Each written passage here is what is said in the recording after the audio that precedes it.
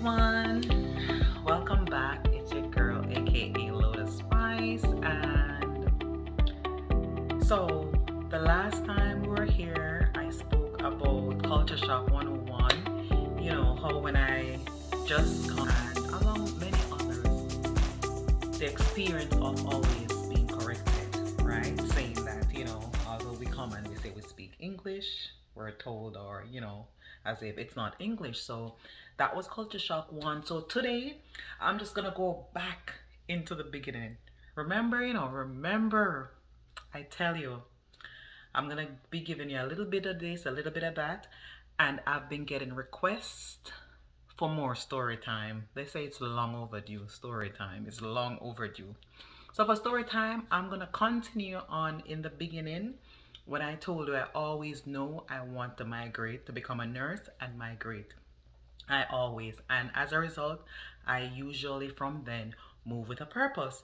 So the last time, if you go back to my second video, not first, but the second video where I told you I was jobless at one point due to the fact that I was pregnant, and the whole taboo, you know, the religion, the hospital that I was working at the time, their religion and their faith, and the fact that you're not married and all of that. And daddy at the time was saying he's not ready, and then later on, no, daddy said yes, he's ready. And but then by then, what I was seeing was not adding up with what I had in front of me and wanted for myself. So then if you go back, you'll see in my second video, you see where I said I moved on. I went back to mom and I started over. And this was when baby come, right? And for those of you who know me, that's my big son, my first kid, right? I have two boys, two kids.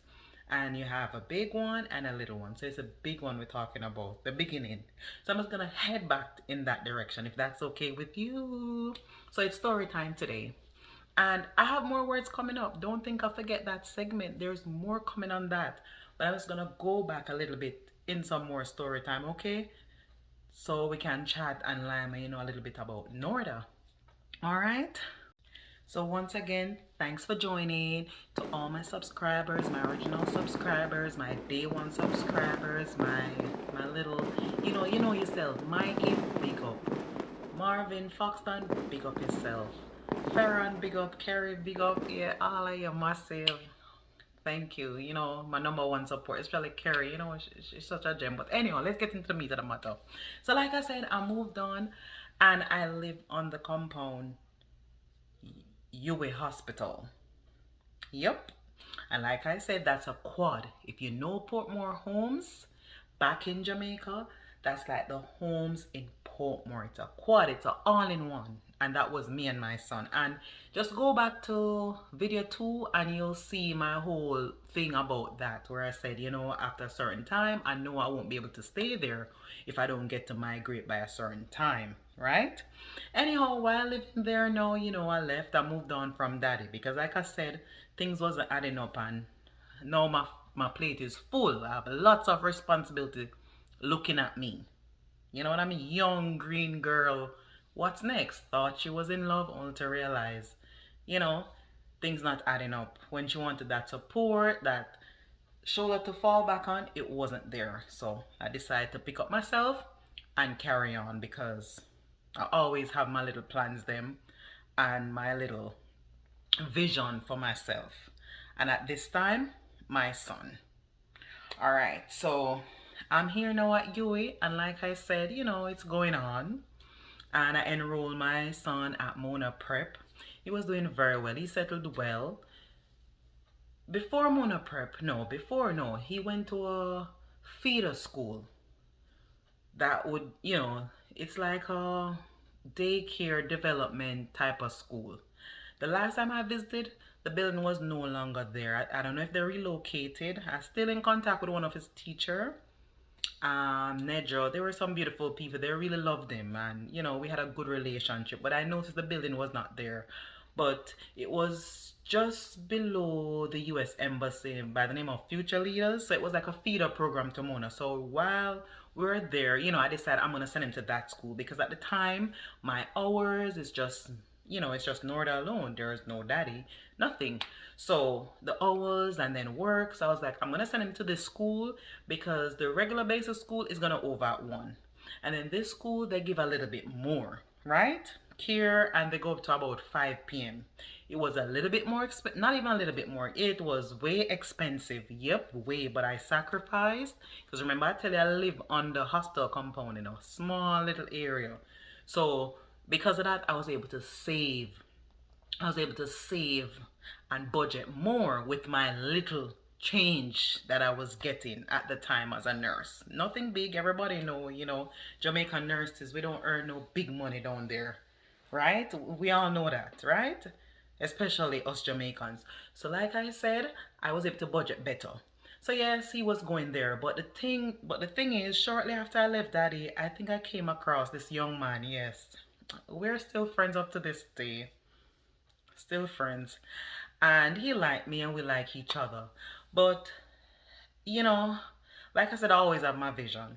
Initially, it's as if when I was about to send my son to this school, I tell it's private, he wasn't really supporting me or encouraging me. He just couldn't see the vision. He was like, I think that's too much. He can go to a regular basic school.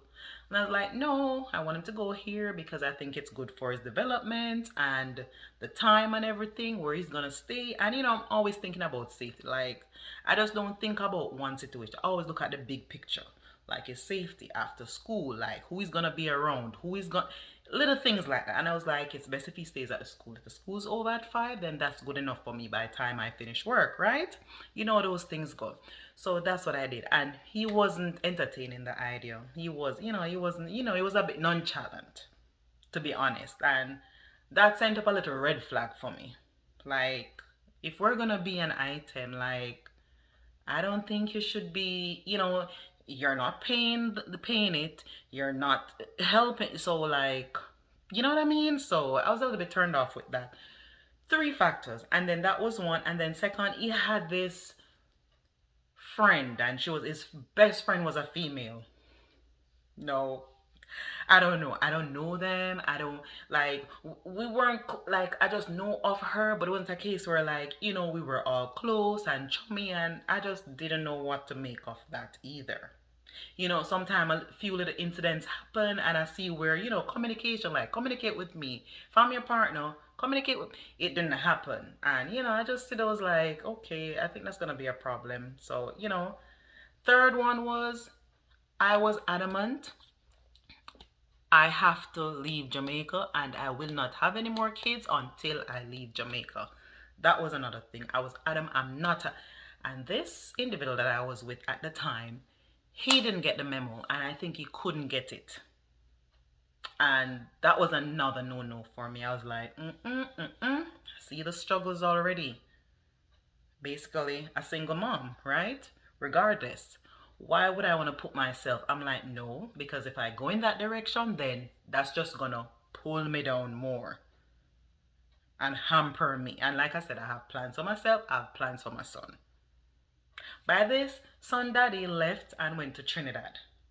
So he wasn't even in Jamaica anymore. And like I said, it was mostly me. It was mostly me. So I was like, nah, I don't want to do that.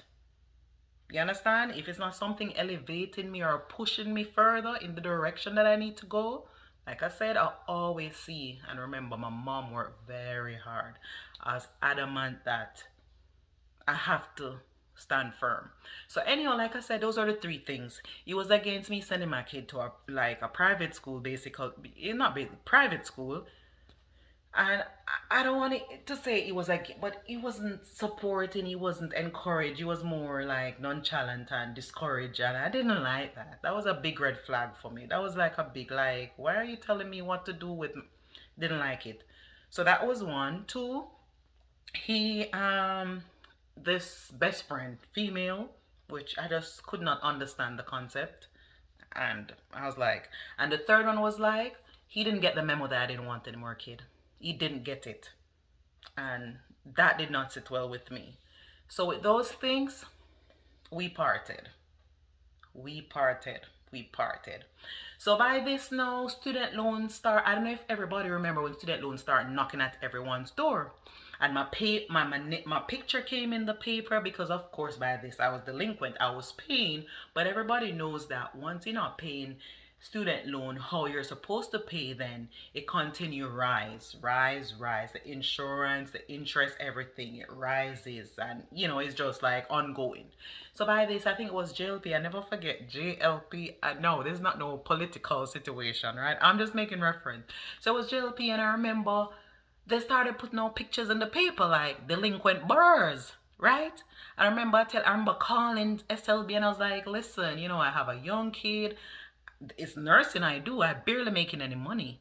She's like, well, you have this to pay, and it's still. So I said, what am I supposed to do? Are we supposed to die of hunger? To be honest with you, SLB did not care. You hear what I said?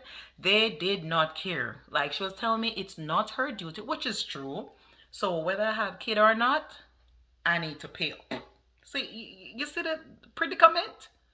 So by this, I buckled down and I started working morning, like double up my hours. I would work morning, and after I leave work from 7 to 3, I'd go over the private wing and do some more hours, trying to see if I can make that dough to give student loan. Because like I said, my picture come in the newspaper, the big news, Gleaner newspaper. I kid you not.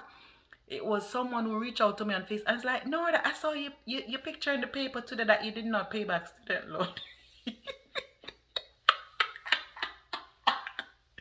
But let me tell you something. I wasn't embarrassed. I did care, but I wasn't embarrassed. You know why? I wasn't in the paper because I stole any money from anyone, or I created any crime, or better yet, I stole anything from anyone. Yes, it's the government and whatever. And like I said, I was always grateful for those years that the government gave me. Always grateful, always. But although my picture was in the newspaper, I mean, I knew I was trying. And like I said, I didn't steal, I didn't rob, I didn't kill. So I was not embarrassed. Nope, I was not. I was in the paper because, yes, I'm trying to do something, make something of my life, and as best as possible. So okay, my picture in the paper, okay. And I was like, when the person reached out and said, Nord, I see your picture in the paper, they're saying that you owe student. I was like, okay, thank you. I saw it too. So I'm going to finish today discussion on my picture coming in the National Gleaner because I owe student loan and I owe the government money. So after benefiting from student loan and was unable to pay back the correct amount on a monthly basis, voila, my picture was in the paper. Now, when we come back, the next segment, I'm gonna tell you how I got over that hurdle and how I got around it and how much I had to put a lot of effort to get over that situation. So thanks for stopping by. Thanks for joining.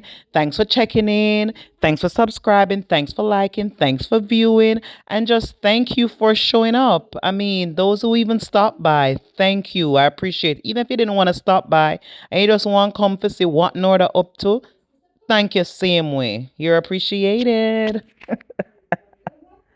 So I'll see you all soon. And the next second segment will be how I got over that hurdle. And then after that, we can move on to arriving overseas and how that went down, what my friends said, and the worst case. You'd never realize, oh, some people stay. But guess what? Sometimes when little things like that happen, it just shows you up who is who. So the next journey, you just have to let them be and carry on. They just can't be with you on the next or the rest of part of your journey or the remaining part or the next leg of your journey. So thank you and we'll see you soon.